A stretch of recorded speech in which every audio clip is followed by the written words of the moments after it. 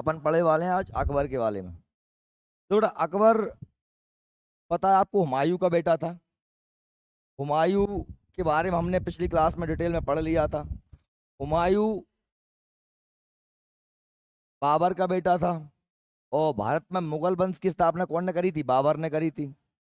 तो जैसे कि आपको पता है कि हुमायूं के साथ, बेचारे के साथ जीवन में बड़ी अव्यवस्थाएं रही। तो हुमायूं जब यहाँ शासन कर रहा था तब यहाँ पर कौन था? शेरशाह सूरी। और ये दो युद्ध हुए, एक हुआ हमारा बिलग्राम का युद्ध अपना, और चौसा का युद्ध, और कौन सा युद्ध हुआ? कन्नौज का युद्ध। इस युद्ध में 1539 और 40 में आखिर हुमायूं को भारत को छोड़ के भागना पड़ा। हुमायूं यहाँ पहुंच गया भाग कर यहाँ से। और हुमायूं ने, बेचारे ने 1555 तक, कब तक? 1555 तक निर्वासित जीवन जिया। 1555 में हुमायूं ने वापस जो है दिल्ली को फतेह कर लिया। सरहिंद का युद्ध हुआ और हुमायूं आखिरकार जीत गया और दिल्ली पर उसका कब्जा हो गया। आपको पता है कि 1556 में हुमायूं क्या हो जाती है? मृत्यु हो जाती है। ये आपको याद आ गया। चलो बेटा, फिर क्या होता है कि जब हुमायूं भारत से बाहर गया था, शेरशाह सूरी से पराजित होकर कन्नौज के युद्ध में, तो ये पाकिस्तान वाले इलाके में यहाँ पहुंचा था। यहीं पर उसने हमीदा बानो नामक, हमीदा बानो से क्या किया था? विवाह किया था। जिसका जो हुमायूं का भाई था, इसका नाम था हिंदाल। हिंदाल के गुरु की बेटी थी ये। हिंदाल के गुरु की बेटी थी कौन? हमीदा बानो। और हमीदा बानो से विवाह हुआ। और हमीदा बानो से विवाह हुआ तो पंजाब में, ये पंजाब है, पंजाब में 1542 में बेटा हुआ। राणा वीर साल के महल, राणा वीर साल का महल था, वीर साल का महल था। ये कहाँ पर था? पंजाब में। कहाँ था? पंजाब। और जन्म किसका होता है? अकबर का। अकबर का नाम तो उस समय क्या नाम था? जलाल। क्या नाम रखा गया? जलाल। अब 1542 में अकबर पैदा होता है बेटा, देखो। और 1556 में जो है उसके पिता की क्या हो जाती है? मृत्यु हो जाती है। अब ये 42 56, मात्र 14 साल का है उम्र में। 14 साल की उम्र में अकबर को गद्दी पर बैठना पड़ा। एक छोटा सा बच्चा 14 साल जिसे गद्दी पर बैठाया। हालांकि अकबर को चूंकि अब बाप बेचारा भटकता फिर रहा था, समझ रहे बात है, कि जब इसका जन्म हुआ तब उसके बाप के पास कोई राज्य माज था नहीं। तो ये पूरे में भटकता हुआ फिर रहा था। जब अकबर हुमायूं, तो इसके जो पुत्र जो जलाल या अकबर जिसका जन्म हुआ था, उसे सही तरीके से क्या नहीं मिल पाई? शिक्षा। मतलब ये स्कूल नहीं गया, कहीं पढ़ा लिखा। अकबर अनपढ़ था, क्योंकि वो पढ़ ही नहीं पाया बेचारा। लेकिन अनपढ़ होने के बावजूद भी अकबर ने जो है साम्राज्य किया, वो सर्वश्रेष्ठ साम्राज्य था। और कुछ ही राजाओं के नाम के आगे क्या लगाते हैं? महान लगाते हैं। क्या लगाते हैं? महान। जैसे अकबर महान, अशोक महान। तो ये इसके नाम के आगे द ग्रेट अकबर लगाया जाता है। तो आप समझ सकते हो कि इसने जो कार्य किए होंगे, इसने जो काम किए, वो बहुत शानदार काम थे। चाहे तो वो शिक्षा के क्षेत्र में हो, सांस्कृतिक क्षेत्र में हो, भारत के आपसी सामंजस्य, धार्मिक मामले हों, बस सारे काम बहुत अच्छे किए। इसलिए इसके नाम महान का मतलब ये नहीं कि बहुत बड़ा ताकतवर था इसलिए महान कह दिया। महान का मतलब ये है कि इसने जो ओवरऑल कार्य किए वो सब कुछ अच्छे थे। ठीक है। हम इस अकबर के बारे में पढ़ रहे हैं। तो अकबर का जन्म 1542 में हो गया। ठीक। चलिए, तो अकबर की हम बात करते हैं। हम्म। देखो बेटा, बस अकबर बड़ा पार्ट है का। वैसे आज मैं थोड़ा सा लेट हो गया। अकबर का राज्य 1556 से 1605 तक, ये इसका राज्य का पूरा टाइम है। इतने समय तक इसने राज्य किया। तो 15 अक्टूबर 1542 को अकबर का जन्म अमरकोट, सिंध क्षेत्र के, सिंध मतलब कहाँ है? पंजाब, पाकिस्तान में, राणा वीर साल के महल में हुआ था। माँ का नाम क्या था? हमीदा बानो बेगम। ठीक। और पिता का नाम हुमायूं। 1552 में मात्र 9 वर्ष की आयु में इसे अकबर अकबर को मुनीम खां के संरक्षण में गजनी का गवर्नर नियुक्त कर दिया। गजनी कहाँ है? अफगानिस्तान में। तो मतलब वहां भेज दिया। और मुनीम खां को, छोटा सा बच्चा था तो अकेला कुछ कर नहीं पाता, मुनीम खां नाम के व्यक्ति के संरक्षण में भेज दिया। हालांकि इतना इंपोर्टेंट पॉइंट नहीं है। आपको पता ही है 1555 में अकबर जब 1555 में जब दिल्ली जीत ली, किसने?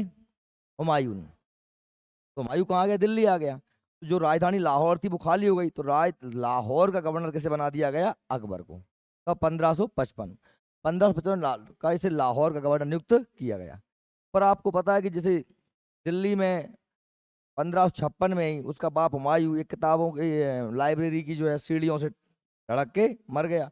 अब ये सूचना मिली होगी कहाँ, लाहौर के साथ हुमायूं चला गया, तो लाहौर में ही अब इसका अकबर का राज्याभिषेक कर दिया गया। समझा मेरी बात? जैसे मालूम चला कि हुमायूं की मृत्यु हो गई और अकबर का राज्याभिषेक कर दिया गया, कहाँ पर, लाहौर में। 13 साल 4 महीने की उम्र में अकबर पर मुगलिया वंश का ताज रख दिया गया। लगभग 13.5 साल की उम्र में ही इसे गद्दी पर बैठना पड़ा, क्योंकि उसके पिता की क्या हो गई थी, मृत्यु हो गई थी। अब देखो, अब हुमायूं 13 से 14 साल का है, 14 साल का मान लो, बच्चा है। मुगल सल्तनत, इतने बड़े साम्राज्य की कमान संभालना, तो इसके लिए वो अभी तैयार नहीं है, परिपक्व नहीं है, मैच्योर नहीं है। तो क्या किया जाएगा? तो भैया एक बैराम खान नाम का व्यक्ति था। कौन था? जो हुमायूं का सेनापति था। हुमायूं का सेनापति था बैराम खां। कौन था? तो बैराम खां के संरक्षण में, मतलब गद्दी पे बैठा था अकबर, सारे काम कौन देख रहा था? बैराम खां।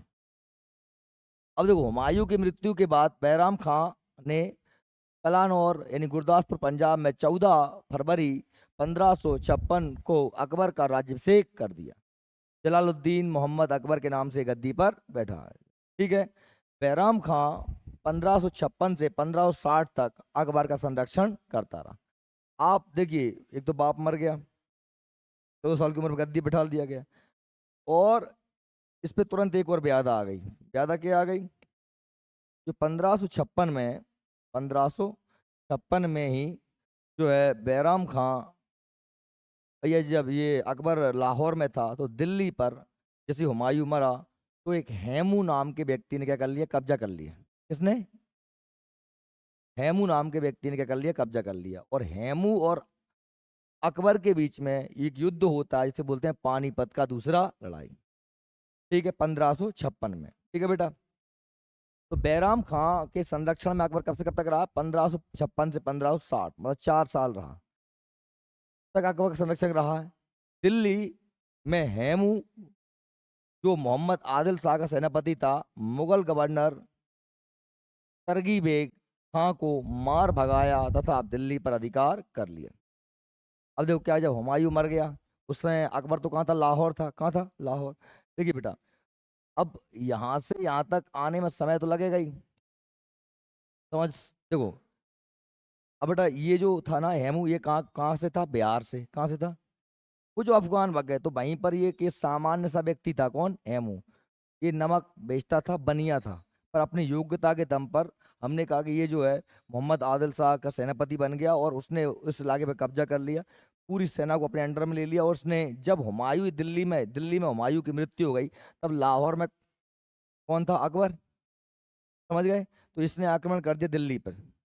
और ये जो तरगी बेग व्यक्ति था, हुमायूं के मरने के बाद तरगी बेग को यहाँ का काम सौंप दिया था। कहाँ का काम? दिल्ली का। दिल्ली का काम तरगी बेग को सौंपा गया था हुमायूं की मृत्यु के। ठीक है। तो तरगी बेग था यहाँ पर, हुमायूं ने हेमू ने आक्रमण कर दिया और इसको मार भगाया और दिल्ली पे कब्जा हो गया। ये सूचना किसको मिली? अकबर को। बैराम खां, अब चूंकि अकबर तो बच्चा था, बैराम खां अपनी सेना को लेकर के आया। और ये हरियाणा में एक जगह है जिसका नाम क्या है? पानीपत। क्या नाम है? पानीपत। पानीपत नामक जगह पर दोनों की सेनाओं क्या हुआ? युद्ध हुआ। ठीक है। कौन कौन सेना का? हेमू। हेमू ने विक्रमादित्य की उपाधि धारण की थी। क्या की उपाधि धारण कर दी? विक्रमादित्य। आपको पता है विक्रमादित्य इतिहास में कुल 14 हुए हैं। सबसे ज्यादा फेमस विक्रमादित्य हुए हैं उज्जैन के चंद्रगुप्त द्वितीय। विक्रमादित्य क्या है बेटा? एक उपाधि है। ओके। तो हेमू ने मात्र एक आध महीने शासन कर पाया यहाँ पर। ये मध्यकाल में एकमात्र हिंदू शासक, मध्यकाल में एकमात्र हिंदू शासक जिसने दिल्ली पर अधिकार किया।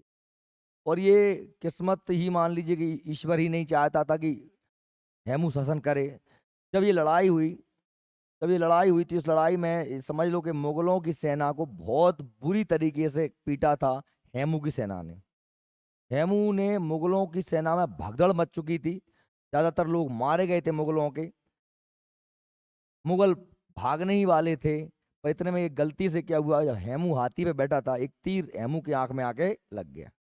वो तीर लगा तो हेमू हाथी से गिर गया, और हेमू हाथी से गिरा तो जब राजा ही मर गया, लोगों ने सोचा राजा मर ही गया, तो हेमू की सेना जो जीत गई थी युद्ध पूरा, वो जीत जिताई सेना में भगदड़ मच गई, और हारा पूरा युद्ध अकबर की सेना जीत। बैराम खां ने हेमू को पकड़ा, अकबर के सामने किया, और अकबर से जोर देकर उसके कत्ल करवा दिया, उसका गर्दन कटवा दी, और अकबर ने गाजी की उपाधि धारण की। गाजी मतलब काफिरों को मारने वाला। इस प्रकार से एक इतिहास में देखो, देखिए हेमू के बारे में पढ़ लें। हेमू हेमू मोहम्मद आदिल शाह सूर का, सूरवंश आप जानते हैं, अफगानिस्तान में हिंदू प्रधानमंत्री था। मध्यकाल में केवल दो ही प्रधानमंत्री हुए हैं, एक अकबर का हुआ था टोडरमल वित्त मंत्री, है ना, और ये अपना ये आदिल शाह का, मोहम्मद आदिल शाह सूर का कौन हो गया, हेमू। आदिल शाह ने चुनार को अपनी राजधानी बनाया था। हेमू रेवाड़ी का निवासी था। अपने प्रारंभिक जीवन में नमक बेचा करता था। अपनी योग्यता के बल पर वह प्रधानमंत्री पद तक पहुंचा था। मुस्लिम शासन के दौरान मात्र हेमू एवं टोडरमल ही हिंदू होते हुए प्रधानमंत्री के पद पर तक पहुंचे थे।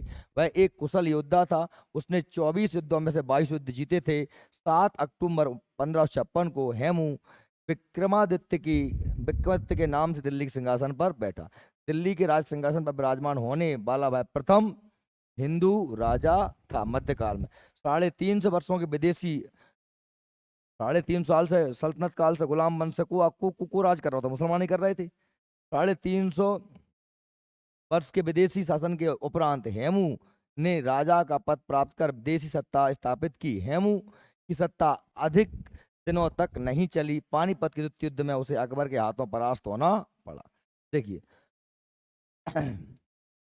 ये समझ में आई आपको बात। अब यही हम बात कर रहे हैं, क्या कह रहे हैं भाई, कि दिल्ली में जो है,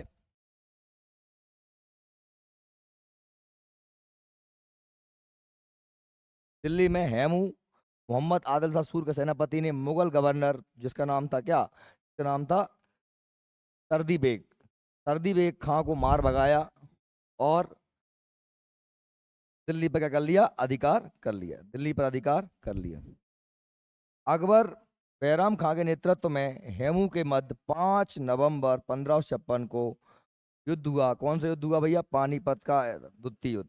पानीपत के मैदान में संघर्ष हुआ, जिससे अकबर की विजय हुई, और पानीपत के द्वितीय युद्ध के नाम से हमें से जाना जाता है।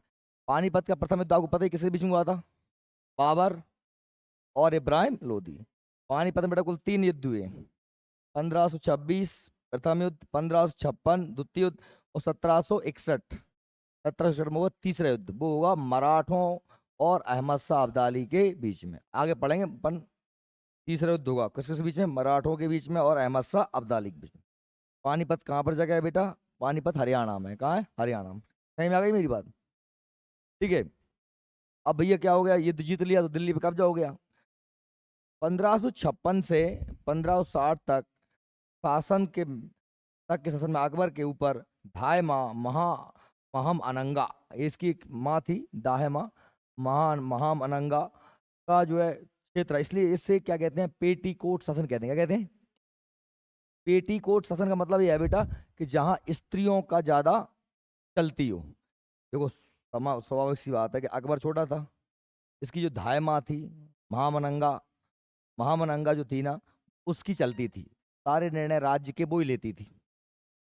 महामनंगा दाय माँ माँ माँ हम अनंगा, अनगा महामनगा, महामनंगा दायमा थी इसकी।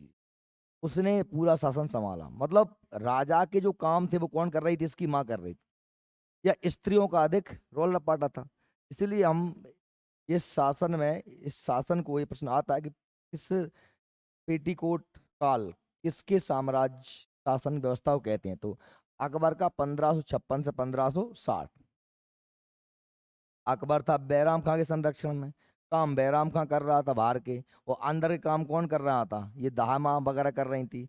अकबर तो बेचारा केवल नाम मात्र का राजा था। समझ में आ रही है मेरी बात। तो ये क्या लगा है, 1556 में 60 तक शासन में अकबर के ऊपर दाहमा महामनंगा एवं उसके संबंधियों का अधिक प्रभाव रहा, जिससे इतिहासकारों ने पेटीकोट शासन की संज्ञा दी। स्त्रियों का अधिक वर्चस्व था क्योंकि वो बच्चा था। ठीक है बेटा, आगे बात करते हैं अपन। अकबर के समय में जो कुछ महत्वपूर्ण कार्य हुए इन्हें आप याद रखना है। अकबर के समय में महत्वपूर्ण कार्य कौन कौन से हुए? नंबर एक, सबसे पहले तो उसने पेटीकोट शासन का अंत कर दिया। कब कर दिया? 1560 में। जो बैराम खां था, बैराम खां से इसने मुक्ति पाली 1560 में। अब ये 18 वर्ष का हो गया था। कब? 1560 में। हो गया 1500, 18 साल का, तो मतलब समझदार हो गया था। उसने ये कहा कि साहब मैं जो है खुद चलाऊंगा अपना सिस्टम। बैराम खां से इसने कहा कि भाई आप जो है, आप एक काम करो, आप चले जाओ मक्का मदीना की यात्रा करवे। कहाँ चले जाओ? मक्का मदीना की यात्रा करवे। बेचारा वो चला गया, रास्ते में उसे गुजरात में मार दिया गया बैराम खां को। ठीक है, तो और उसने फिर दाहिमा महामनंगा भी साइड में कर दिया। इसका एक सौतेला भाई था आदम खां अकबर का, उसने उसे भी मार दिया। अब अकबर फुल फ्रेश राजा हो गया। तो अकबर ने फिर अपने हिसाब से निर्णय लेने शुरू किए। कब? 1560 के बाद।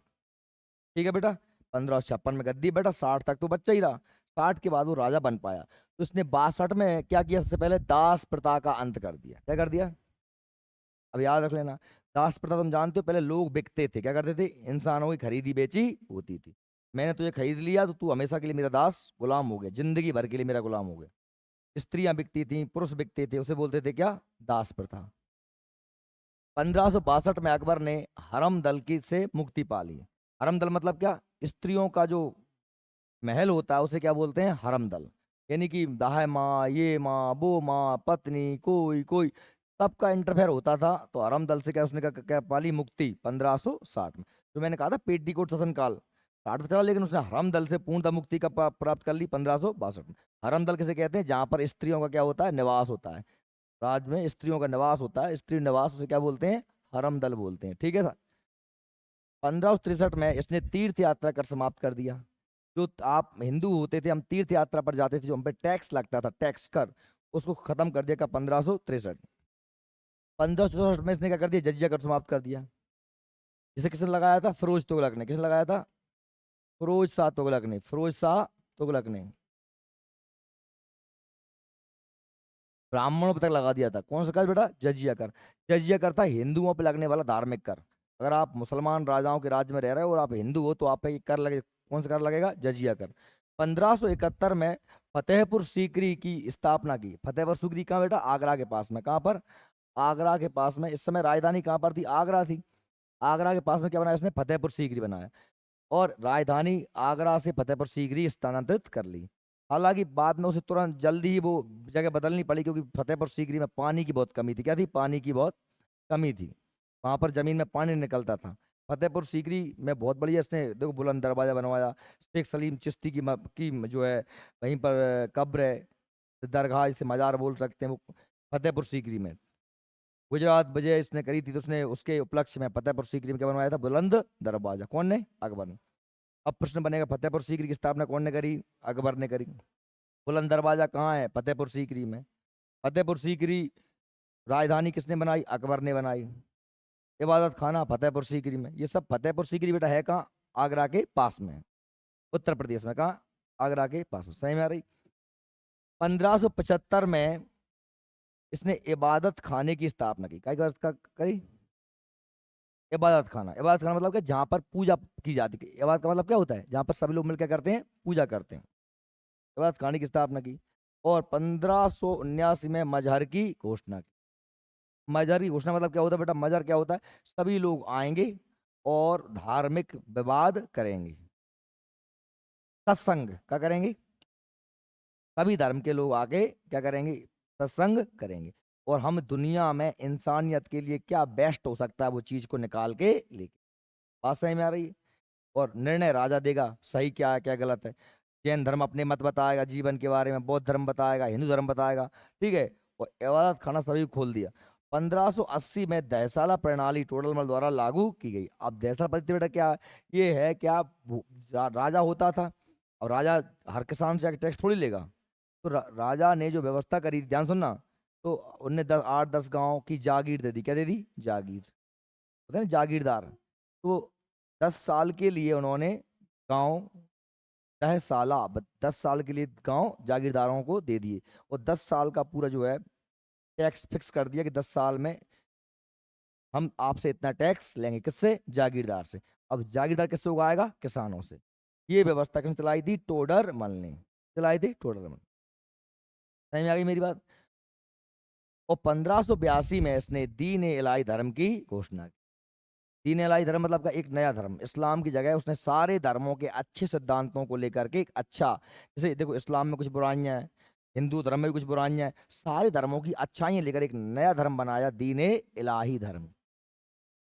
हालांकि दीन इलाही इलाही धर्म जहाँ चल नहीं पाया, लोग बाग समझ ही नहीं पाए उसकी बात, और इस बात को मान लेते सभी लोग और एक धर्म को मानते जिसका नाम था दीन इलाही धर्म, तो ये दुनिया में हिंदू मुस्लिम के झगड़े वगैरह होते हैं, सब कुछ बंद हो जाते।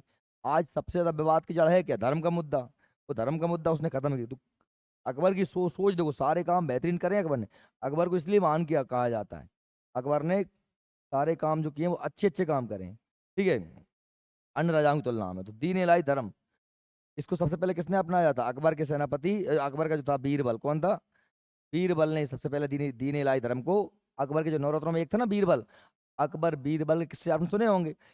बेटा ये याद कर लेना, 62 में दास प्रथा से मुक्ति, 62 में अकबर ने हरमदल से मुक्ति पाई, 63 में तीर्थ यात्रा, 64 में जजिया कर समाप्त कर दिया, 71 में फतेहपुर सीकरी की स्थापना करी, 75 में इबादत खाने की घोषणा करी, 76 में और तुम लिख सकते हो यहाँ पर बुलंद दरवाजा बनाया, है ना, और 1579 में मजहर की घोषणा करी, 80 में दशहरा प्रणाली बनाई, 82 में इसने दीन इलाही, 1583 में इसने वो अपना एक नया संवत चलाया था, कौन सा?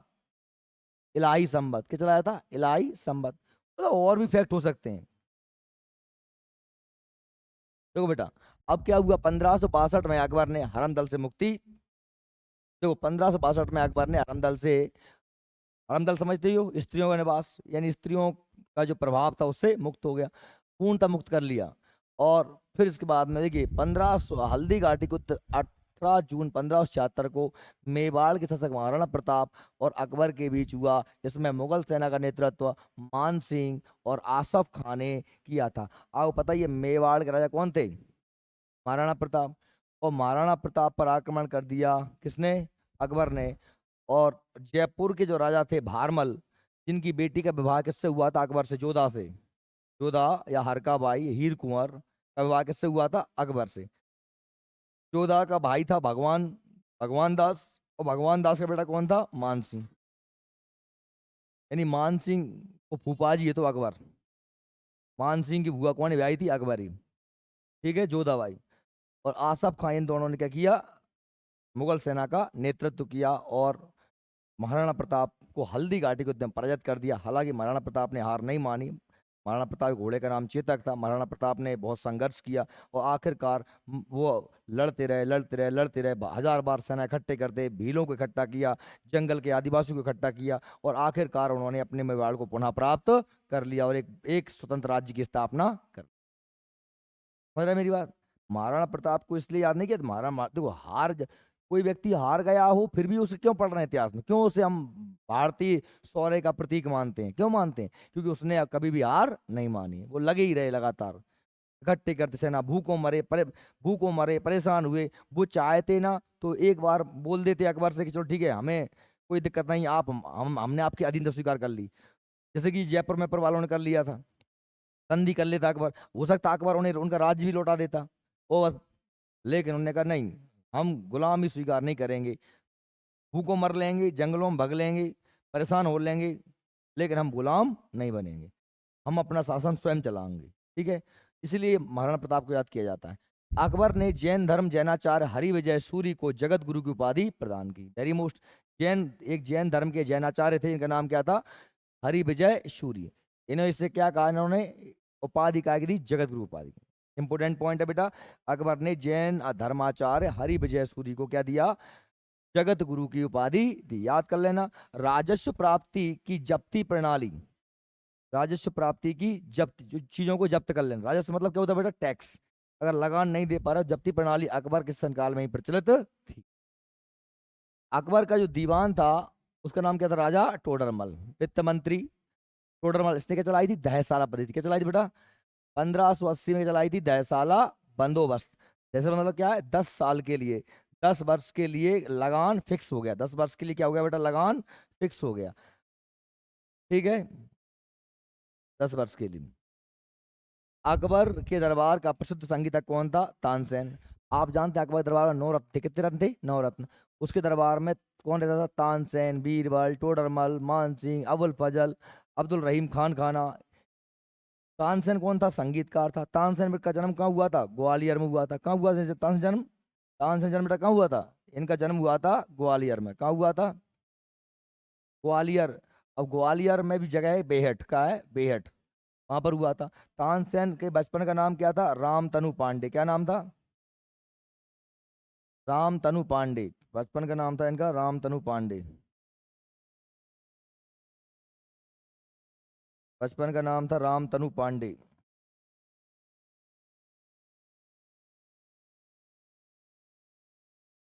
तानसेन ने बहुत से जो है राग गाए, इसमें राग दीपक, राग दीपक, मल्हार, मियाँ की टोड़ी, मियाँ की टोड़ी, ये इनके प्रमुख राग थे। और अकबर ने इन्हें कंठाभरण वाणी विलास की उपाधि दी थी। क्या दी थी, कंठाभरण वाणी, वाणी विलास। अकबर ने बेटा इन्हें उपाधि दी थी कौन सी, कंठाभरण वाणी विलास की। ये याद कर लेना, अकबर ने इन्हें क्या कहा था, कंठाभरण वाणी विलास। किसकी बात कर रहा हूं मैं, तानसेन की। तानसेन को बाद में कहाँ दफना दिया गया, तानसेन को ग्वालियर में दफनाया गया। तानसेन अकबर के दरबार से पहले कहाँ रहते थे, तो अपने मध्य प्रदेश में रीवा के राजा रामचंद्र के दरबार में रहते थे। जब अकबर यहाँ आया था तो उन्हें एक बार उसने रीवा की जब यात्रा की तो रीवा में उसने जो है तानसेन का क्या सुना, तानसेन का संगीत सुना, तानसेन का संगीत सुना। और उसने तानसेन, तानसेन को अपने साथ ले गया, कौन, अकबर। कहाँ से ले गया था, रीवा के राजा रामचंद्र के दरबार। बात समझ में आ रही मेरी। तानसेन के दरबार, अकबर के दरबार में देखो दसवंत और बशावन नाम के कौन रहते थे, दो प्रसिद्ध चित्रकार थे। ये प्रश्न बनेगा, दसवंत और बशावन अकबर के दो कौन थे, पेंटर थे। दशवंत और बशावन अकबर के कौन थे, पेंटर, चित्रकार थे भाई। ठीक है, अकबर के शासनकाल के प्रमुख संगीतकार तानसेन के अलावा बाज बहादुर, बाबा रामदास और बैजू बावरा। बैजू बावरा की समाधि समाधि कहाँ है बेटा, चंदेरी में। बैजू बावरा की समाधि कहाँ पर है, समाधि चंदेरी में है, चंदेरी में। चंदेरी अब कहाँ है, अशोकनगर में। अशोकनगर कहाँ है, मध्य प्रदेश में, मध्य प्रदेश भारत में। ठीक है, बैजू बावरा, बैजू बावरा से संगीत, बैजू बावरा से संगीत की शिक्षा किसने ली थी, तानसेन ने। कभी कभी तानसेन का गुरु भी कह, वैसे तानसेन का गुरु भी कह दिया जाता है, कैसे, बैजू बावरा को। बैजू बावरा से संगीत सीख, बैजू बावरा से संगीत सीखा था तानसेन ने। समझ में आ गई मेरी बात। तो अकबर के दरबार में तानसेन, बाज बहादुर, बाबा रामदास और बैजू बावरा, ये दो, ये कौन है, ये संगीतकार हैं, गाने बजाने वाले लोग हैं। पेंटर कौन थे, दसवंत और बशावन। देखो, अगर स्थापत्य कला की बात करें बेटा, स्थापत्य कला क्या होता है, बिल्डिंग निर्माण, क्या होता है, भवन निर्माण। अगर हम बात करें अकबर ने कौन कौन सी बिल्डिंगें बनवाई, स्थापत्य कला आपको बहुत आएगा बेटा। स्थापत्य कला का मतलब क्या होता है, स्थापत्य कला का मतलब होता है भवन निर्माण। क्या होता है, भवन, भवन निर्माण। क्या होता है, भवन निर्माण। जिसे नहीं पता वो याद कर लेना, ठीक है। स्थापत्य के क्षेत्र में अकबर ने महत्वपूर्ण कृतियां हैं, कौन कौन सी हैं, नंबर 1 आगरा का लाल किला। दिल्ली का लाल किला नहीं, दिल्ली का लाल किला किसने बनवाया, शाहजहां ने। आगरा का लाल किला और फतेहपुर सीकरी में उसने बहुत सी चीजें बनवाई, जैसे कि शाही महल, दीवाने खास, पंचमहल, बुलंद दरवाजा। बेटा जो बुलंद दरवाजा है ना, ये गुजरात विजय के उपलक्ष्य में, क्या बताता है, जब उसने गुजरात विजय की थी ना, गुजरात विजय के उपलक्ष्य में बनवाया था। कौन सा दरवाजा, बुलंद दरवाजा। ठीक है, जोधाबाई का महल, उसकी पत्नी थी, इबादत खाना, इलाहाबाद का किला और लाहौर का किला। ये किसने बनवाया? सारी बिल्डिंगें अकबर ने बनवाई। अच्छे से पढ़ लेना। वो आगरा का लाल किला, आगरा का लाल किला, फतेहपुर सीकरी में शाही महल, दीवाने खास, पंचमहल, बुलंद दरवाजा, जोधाबाई का महल और इबादत खाना, ये सभी कहाँ है बेटा? फतेहपुर सीकरी में। कहाँ है? फतेहपुर सीकरी। और इलाहाबाद का किला और लाहौर किला। तो कौन कौन से किले हो गए बेटा? लाल किला आगरा का हो गया, इलाहाबाद का किला हो गया और लाहौर किला, तीन तो किले हो गए। और साथ में फतेहपुर सीकरी में उसने क्या क्या बनवाए? शाही महल, दीवाने खास, पंचमहल, बुलंद दरवाजा, जोधाबाई का महल। ठीक है।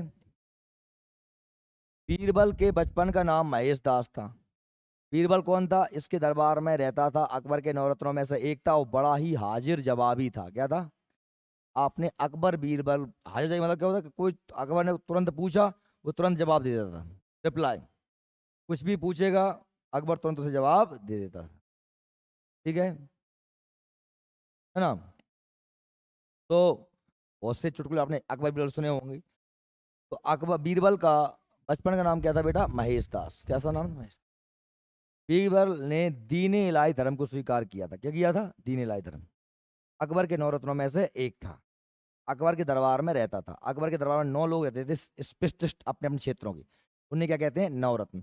अकबर के दरबार में नवरत्न है, या फिर चंद्रगुप्त द्वितीय उज्जैन के राजा के दरबार में भी नवरत्न हुआ करते थे। कालिदास, बारामेर, घटपारकर इत्यादि गुप्त वंश के राजा चंद्रगुप्त द्वितीय के दरबार में भी नवरत्न हुआ करते थे।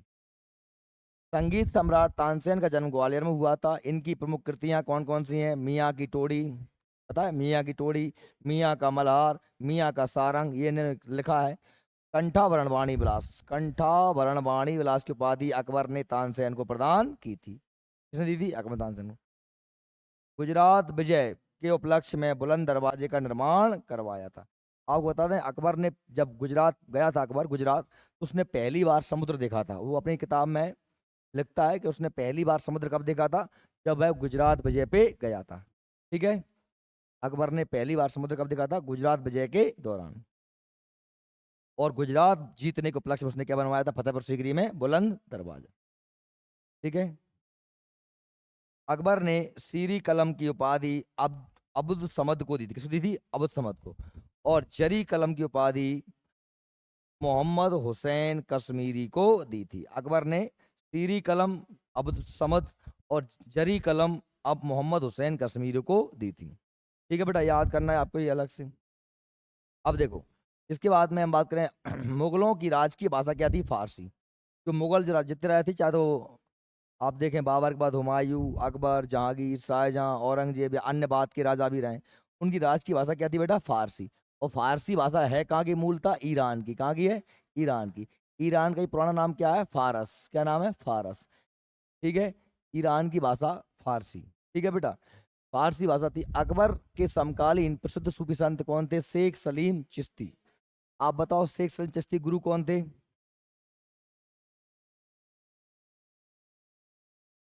शेख सलीम चिश्ती निजामुद्दीन औलिया, निजामुद्दीन औलिया के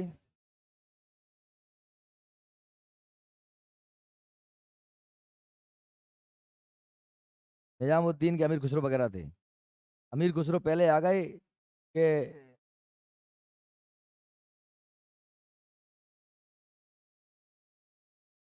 निजामुद्दीन औलिया कौन कौन थे?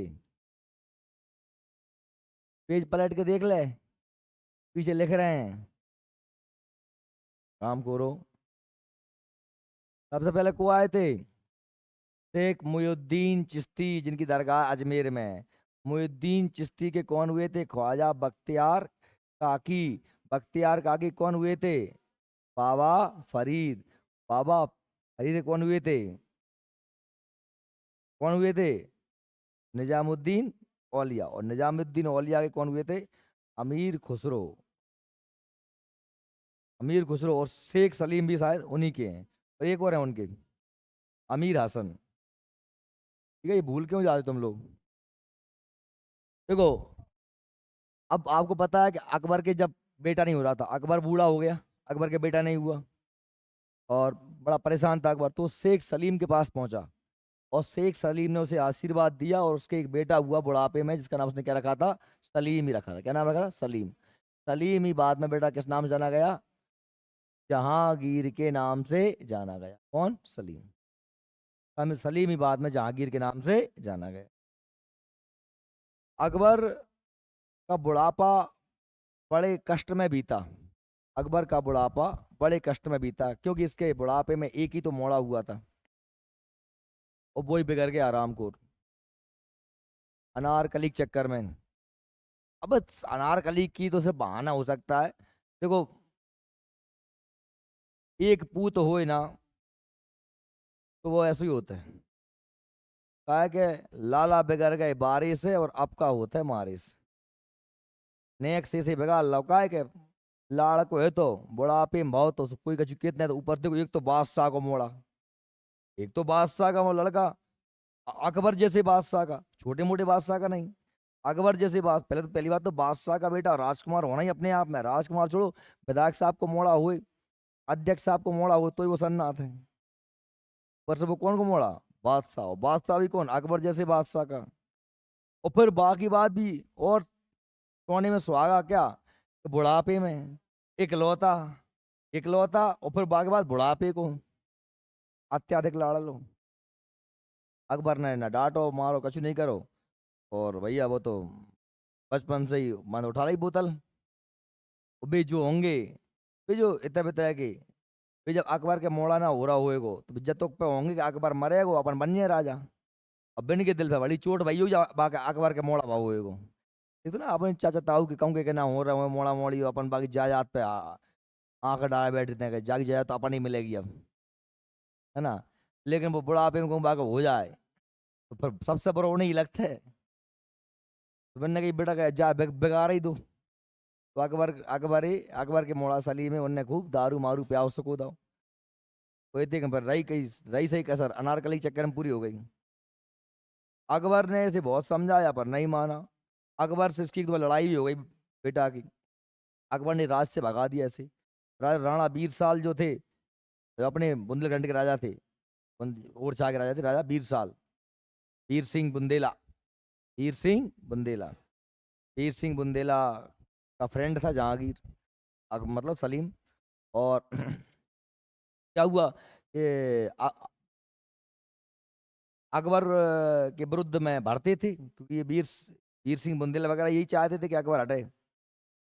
मोड़ा भरत थे जहांगीर सली में कि देख तेरे बाप ऐसो है, तेरे बाप तो अच्छो है वो, कि अगल बगल बारे हैंगे ना जिन्हें लगन रहे हैं, ये तो नहीं कह मतलब सलीम को भर दिया कि जो जे नौरत रहेंगे, जो अबुल फाजल है, जो ज्यादा नेता बन रहा है, क्या के चक्कर में सब फैला हो रहा है। तो वहां ने वीर सिंह बुंदेला से कह दी जहांगीर ने, सलीम ने, जब वीर सिंह बुंदेला से कह दी जब अबुल फाजल ये मारा ही दो। तो वो लौट जा रहा हो तो कहाँ से बुरहानपुर से आगरा जा रहा हो, वापस तो रास्ता में पकड़ के वीर सिंह बुंदेला ने अबुल फजल को निपटा दिया। अबुल फजल अकबर का बहुत खास आदमी था, बहुत खास मित्र था, ये मान लो। इतिहासकार लिखते हैं कि अबुल फजल ने क्या लिखा था, किताब कौन सी लिखी थी? अकबरनामा। अकबरनामा जो पुस्तक है अबुल फजल ने लिखी है अकबर के ऊपर, अकबर की पूरी जीवनी लिखी है। इतिहास इसमें मिलता है कि अकबर ने बेचारे ने 3 दिन तक खाना नहीं खाओ बाकी शोक में। अब चूंकि मोड़ा ने मारो है, कोई और ने मारो होतो तो वो कछु कर तो, वो मोड़ा भी अगर 2 4 होते तो वो निपटा दे, तो ये कि मोड़ा है वो। ये बड़ी ज्यादा हो गई थी अकबर के सामने। तो अकबर ने जो है बड़ा दुखी रहा बेचारा। अब बाकी दारू कट्टा से अकबर बड़ा परेशान हो गया, तो अकबर ने घोषणा करी कि मेरी बात तो राजा, मेरो मोड़ा नहीं बन रहा, को बने वो नाती बने वो, मोड़ा दारू कट्टा आराम सब बेच माज दिए वो।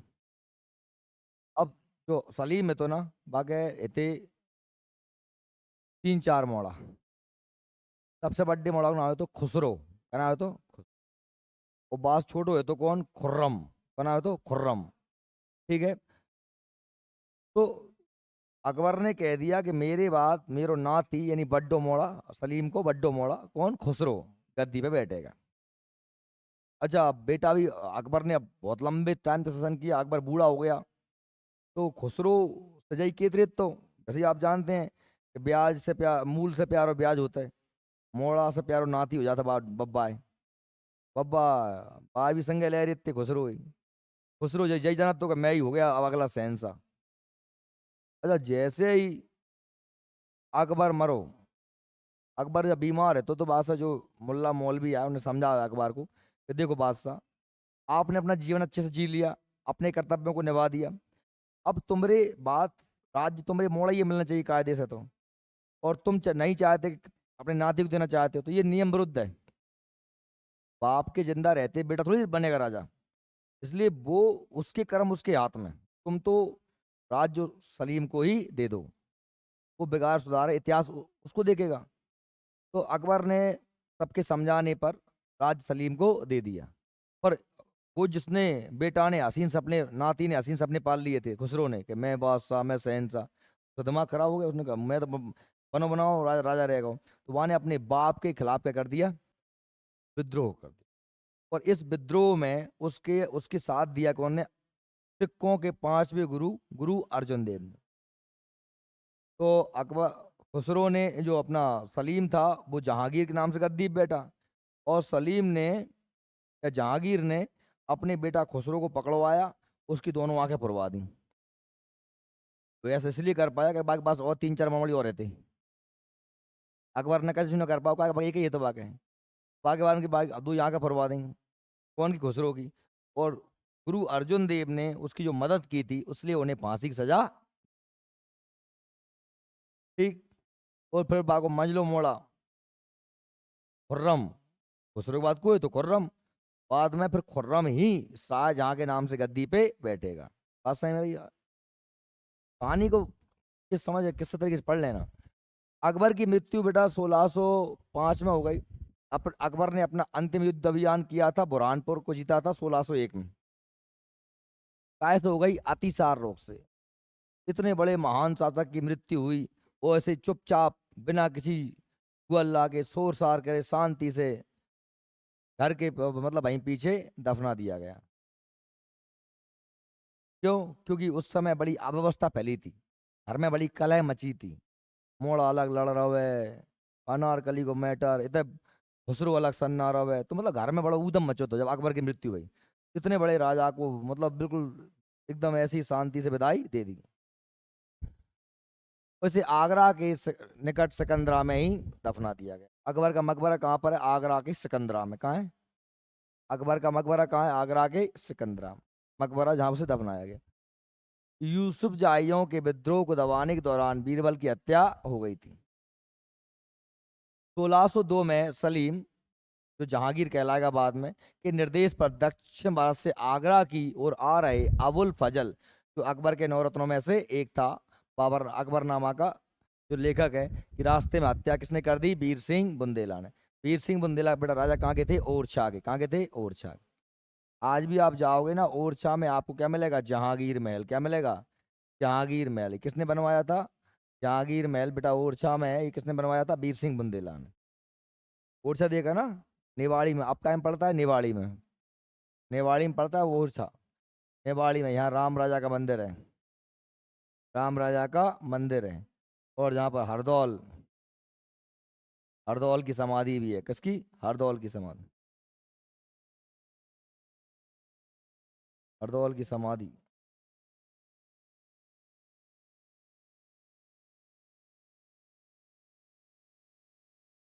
देखिए, मुगल सम्राट अकबर ने अनुवाद विभाग, क्या है, अनुवाद विभाग मतलब ट्रांसलेट करना संस्कृत से फारसी में वगैरह में, अनुवाद विभाग एक अलग ही स्थापना की। और नकीब खां, अब्दुल कादिर और बदायूनी तथा शेख सुल्तान ने रामायण महाभारत का फारसी में अनुवाद किया। महाभारत का नाम क्या रखा फारसी में, रज्मनामा, मतलब युद्धों की पुस्तक। ठीक है। अबुल फजल का बड़ा भाई, अबुल फजल का बड़ा भाई फैजी अकबर के दरबार में राजकवि के पद पर था। अबुल फजल का बड़ा भाई कौन था, फैजी। वो अकबर के दरबार में राजकवि था। क्या था, राजकवि, आसीन था। इसने सूरदास रचित नल दमयंती का फारसी में सहेली नाम से क्या किया था, अनुवाद किया था। सूरदास की जो नल दमयंती पुस्तक है उसका क्या है, सहेली नाम से ट्रांसलेशन किसने किया था, फैजी ने। फैजी कौन था, अबुल फजल का भाई था। अबुल फजल कौन था, अकबर के नौ रत्नों में से एक था। अबुल फजल की हत्या किसने करी थी, वीर सिंह बुंदेला। वीर सिंह बुंदेला कौन था? ओरछा का राजा और सलीम का मित्र। सलीम कौन था? अकबर का बेटा, जो पैदा हुआ था शेख सलीम की आशीर्वाद से। ठीक है। अबुल फजल दीन इलाही धर्म का मुख्य पुरोहित था, जबकि दीन इलाही धर्म को पहले किसने माना था? अकबर ने दीन इलाही धर्म कब चलाया था? 1582 में। 1582 में। और दीन इलाही धर्म को मानने वाला व्यक्ति कौन था? बीरबल। लेकिन उसका मेन पंडित पुरोहित कौन था? अबुल फजल। अबुल फजल ने अकबर की प्रेरणा से अकबरनामा ग्रंथ की रचना की। ये वेरी मोस्ट, अकबरनामा किसने लिखा है? अबुल फजल ने। यह ग्रंथ 3 भागों में विभक्त है, इसके 3 पार्ट हैं। आईना आइन ए अकबरी इस ग्रंथ का तीसरा खंड है। पंचतंत्र, आपको पता है दुनिया में बाइबल के बाद सबसे ज्यादा बिकने वाली पुस्तक कौन सी है? पंचतंत्र। जो जानवरों की किस्से कहानियां, आपने चालाक खरगोश, शेर को कुआं में गिरवा देता है खरगोश, ऐसी जान भगवान बुद्ध की पूर्व जन्म की कहानियां, जिन्हें क्या कहते हैं? मैत्रेय बुद्ध। क्या कहते हैं? मैत्रेय बुद्ध। भगवान बुद्ध के पूर्व जन्म की कहानियां विष्णु शर्मा द्वारा लिखित पुस्तक है पंचतंत्र, संस्कृत भाषा में। और इसमें 5 खंड हैं। कितने खंड हैं? मित्रभेद, मित्रलाभ, ऐसे कितने खंड हैं?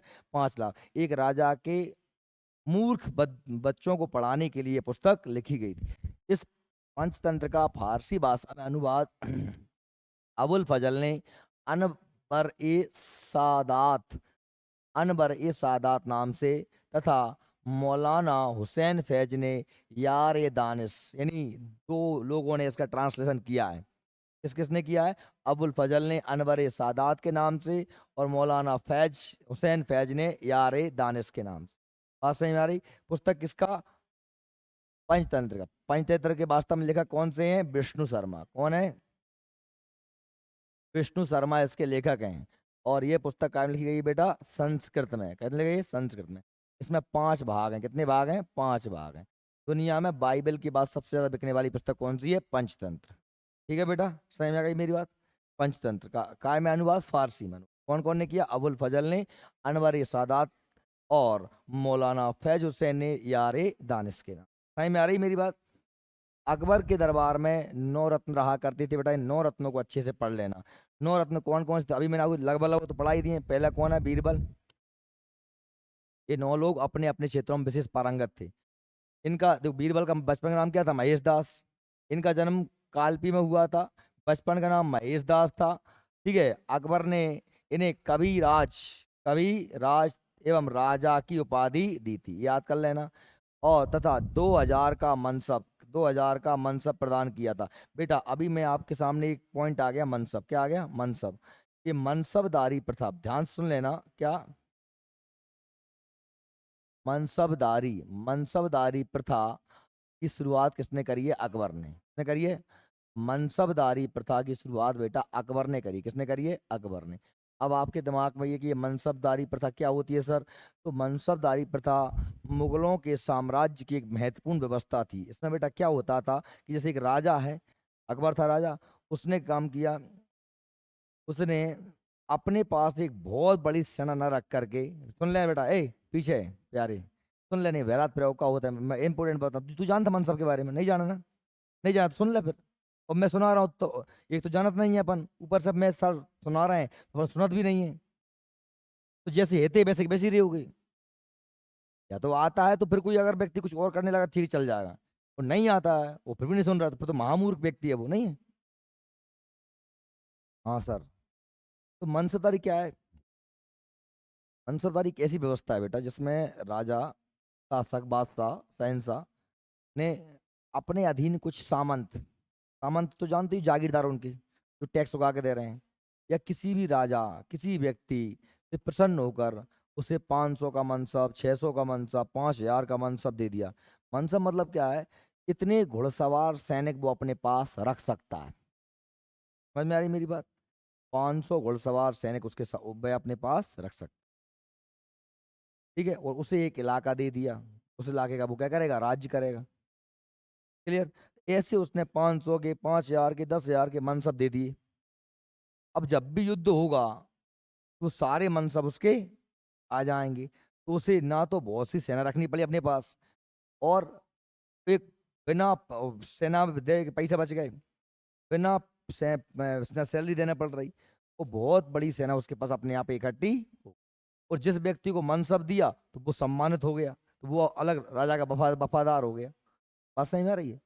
ये मनसब दिया, मनसब मतलब क्या था, इतने घुड़सवार सैनिक आप अपने पास रख सकते हो। ठीक है। सबसे ज्यादा हिंदू मनसबदार औरंगजेब के टाइम पे थे। किसके टाइम पे थे? औरंगजेब के टाइम। ठीक। मनसबदारी पता शुरुआत कौन करी थी? अकबर ने। बीरबल को इसने 2000 का मनसब प्रदान किया था। अकबर के न्याय विभाग का सर्वोच्च अधिकारी था ये। अकबर ने जो न्याय विभाग बनाया था उसका सबसे बड़ा अधिकारी कौन था? बीरबल। और बीरबल का बचपन का नाम महेश दास है। बीरबल, बीरबल हाजिर जवाबी के लिए जाना जाता है। एक बहुत बड़ा बुद्धिमान व्यक्ति था बीरबल। अबुल फजल, बताया अभी मैंने आपको अबुल फजल। अबुल फजल जिन्होंने आईन अकबरी या अकबरनामा की रचना की। और अबुल फजल दीन इलाही धर्म का मुख्य पुरोहित था। अभी बताया था मैंने आपको, दीन इलाही धर्म का मुख्य पुरोहित था। और इसकी हत्या किसने करी थी? शहजादे सलीम ने करवाई थी। किससे करवाई थी बताओ? वीर सिंह बुंदेला। किससे करवाई थी? ठीक है बेटा। तानसेन, तानसेन कौन था? अकबर का संगीतकार था, जिसे वो ग्वालियर में इनका जन्म हुआ था। बचपन का नाम रामतनु पांडे है। अकबर ने इन्हें राजा रीवा के राजा रामचंद्र के दरबार से प्राप्त किया था। और तानसेन को अकबर ने कंठाभरण वाणी विलास की उपाधि दी थी। तानसेन की मृत्यु के बाद उन्हें वापस ग्वालियर में ही दफनाया गया। तानसेन का मकबरा भी कहाँ पर है? ग्वालियर, जहाँ पर हर साल तानसेन समारोह होता है। कहाँ पर? ग्वालियर के बेहट में। तानसेन की कृतियों की बात करें, तानसेन ने मियाँ की टोली, मियाँ का मल्हार, राग दीपक, राग मल्हार, ऐसी बहुत सी रचनाएं भी तानसेन ने लिखी। समझ में आ गई मेरी बात? तानसेन के गुरु भाई थे कौन? बेजू बावरा। अकबर ने इन्हें कंठाभरण वाणी विलास की उपाधि दी थी। और इनके समय ध्रुपद गायन शैली का विकास हुआ था। कौन शैली बेटा? ये टिक कर लेना, कौन शैली? ध्रुपद गायन शैली में इन्हें महारत हासिल थी, मतलब बहुत अच्छा गाते थे। क्या? ध्रुपद गायन शैली। ध्रुपद गायन एक गाने का तरीका होता है। क्या होता है? गाने का शैली है। तो ये प्रश्न बन सकता है कि ध्रुपद गायन शैली के मुख्य गायक कौन है? तो तानसेन है। कौन है? तानसेन। या प्रश्न ऐसे प्रश्न बन सकता है कि ध्रुपद शैली के जनक कौन है? तो वो को वास्तव में राजा मानसिंह है। कौन से हैं राजा? वो भी कहाँ के थे? ग्वालियर के। मानसिंह, गुजरी, है ना? आपने गुजरी महल कहाँ है? ग्वालियर में। ग्वालियर में है। और गुजरी और राजा मानसिंह की क्या थी? प्रेम कहानी। ठीक है। तो मानसिंह ध्रुपद शैली के जनक हैं। और इस ध्रुपद शैली को अच्छा किसने बनाया था? वो किसने बनवाया था? तानसेन। ठीक है। या पर बेटा ऐसे भी क्वेश्चन बन सकता है कि ध्रुपद शैली का संबंध है तो ग्वालियर घराने से। कहाँ से? ग्वालियर घराने से। कहाँ से? ये संगीत के अपने अपने घराने होते हैं, जैसे ग्वालियर घराना, इंदौर घराना, है ना, कैराना घराना, किराना घराना, ये घराने कहे जाते हैं। ठीक है। तो बेटा अगला कौन सा चौथे नंबर पे? अभी कितने हो गए हमने देखे? अभी तीन पढ़े केवल। कौन कौन से पढ़ ली? बीरबल, अबुल फजल और तानसेन। टोटल है कितने? नौ, है ना? अब छह और पढ़ना है, तो ये छह देखो। अब्दुल रहीम खान खाना, बेटा ये बैराम खां का बेटा था। किसका बेटा था? बैराम खां। बैराम खां तुम जानते हो, बैराम खां कौन था? अकबर का पहले संरक्षक, अकबर का संरक्षक, हुमायूं का सेनापति। कौन था? बैराम खां। बैराम खां का बेटा कौन था? अब्दुल रहीम खान ए खाना। ये बैराम खां का पुत्र था। इन्होंने बाबर नामा का फारसी में क्या किया था? अनुवाद किया। तभी अकबर को मालूम चला था कि मेरे बब्बा बाबर क्या चाहते थे कि मुझे कहाँ दफनाया जाए? काबुल दफनाया। तो आगरा के आराम बाग से बैराम अकबर उसके सबको निकलवाया। किसको? बाबर के सबको। बाबर को है तो अकबर को बब्बा। अकबर के पापा हुमायूं, हुमायूं के पापा बाबर। बाबर ने लिखा था अपनी पुस्तक बाबरनामा में कि मुझे कहाँ दफनाया जाए? काबुल। लेकिन वो किताब लिखी थी काय में? तुर्की भाषा में। क्या लिखी थी? इसलिए समझ में नहीं। लेकिन जब आप तुर्की भाषा की किताब को अब्दुल रहीम खान खाना ने, बैराम खां के पुत्र ने जब ट्रांसलेट किया फारसी में, मुगलों की भाषा क्या थी? फारसी थी। वो समझ गया कि मेरे बब्बा की इच्छा थी वहां दफनाया, तो बाद में उसे उसे वहां पर दफनाया गया। मान सिंह आप जानते हैं कौन है? अकबर का, अकबर की पत्नी जोधा का भतीजा, भगवान भगवान दास का बेटा, भारमल का नाती। भारमल को थे अकबर के ससुर। भारमल की एक मोड़ा है तो अपना है तो भगवान दास, तो एक मोड़ी थी इसका नाम था जोधाबाई। जोधाबाई को ब्याह कौन से करता हो तो अकबर से। और भगवान दास का बेटा था मान सिंह। तो चलो बुआ के संगे आगा हुए को, और दहेज में कह दे। आमेर के राजा भारमल के पौत्र, पौत्र माने होता है नाती, तथा भगवान दास के पुत्र थे। और अकबर के मेवाड़, हल्दी घाटी व काबुल, बंगाल, बिहार के अभियानों में इनकी मुख्य भूमिका रही। सेनापति रहे, क्या रहे, सेनापति। और पता है हल्दी घाटी के युद्ध में क्या गए थे सेनापति, आसफ खां और मान सिंह। हल्दी घाटी के युद्ध 1576 में अकबर की सेना और महाराणा प्रताप की सेना के बीच में हुआ था। अकबर की सेना का नेतृत्व किया था किसने, मान सिंह और आसफ खान। किसने किया, आसफ खान, मान सिंह और आसफ खान है। अगले कौन है बेटा, टोडरमल। टोडरमल वित्त मंत्री थे, मैंने बताया था। ये वास्तव में इन्होंने क्या किया था, इन्होंने दयसाला पद्धति की शुरुआत। टोडरमल से क्वेश्चन बनता है। टोडरमल अकबर के नवरत्न में से हैं। इनका जन्म अवध के सीतापुर में हुआ था। अकबर के शासनकाल में दयसाला यानी भूमि सुधार पद्धति की इन्होंने क्या की थी, व्यवस्था। ये दयसाला व्यवस्था के लिए जाने जाते हैं कौन, टोडरमल। टोडरमल भी अकबर के दरबार में नवरत्नों में से एक थे। फैजी, ये अकबर ने, आप पता है इसके अबुल फजल के बड़े भाई हैं। किसके, फैजी अबुल फजल के बड़े भाई हैं। और ये अकबर के दरबार में राज कवि थे कौन, फैजी। फैजी राज कवि पदवासीन थे। इन्होंने गणित की प्रसिद्ध पुस्तक लीलावती, लीलावती का फारसी में अनुवाद किया था। कौन सी पुस्तक का, लीलावती। अबुल फजल के बड़े भाई हैं फैजी, अकबर के राजकवि हैं। हकीम हुक्काम, ये अकबर के कौन थे, रसोई, घर में कार संभालते थे। कौन, ये अकबर के लिए खावा बनाते, मस्त मस्त आइटम बनाते, हर दिन नए नए आइटम खावे। कौन, हकीम हुक्काम। और ये मुल्ला दो प्याजा, ये खाने में दो प्याज खाते थे, इसलिए इनका नाम क्या है, मुल्ला दो प्याज। इन्हें दो प्याज चाहिए थे तुम मुल्ला। ये वास्तव में बहुत बुद्धिमान थे। अपनी बुद्धिमानी और बाग पटुताई कारण नवरत्नों में शामिल थे। तो अकबर के नवरत्न कौन कौन से हैं बेटा, अबुल फजल, बीरबल, तानसेन, अब्दुल रहीम खान खाना, मान सिंह, टोडरमल, फैजी, हकीम हुक्काम, मुल्ला दो प्याजा। अब आपको प्रश्न ऐसे ही बन सकता है कि बताइए निम्न में से कौन अकबर का एक नवरत्न नहीं है। ठीक है,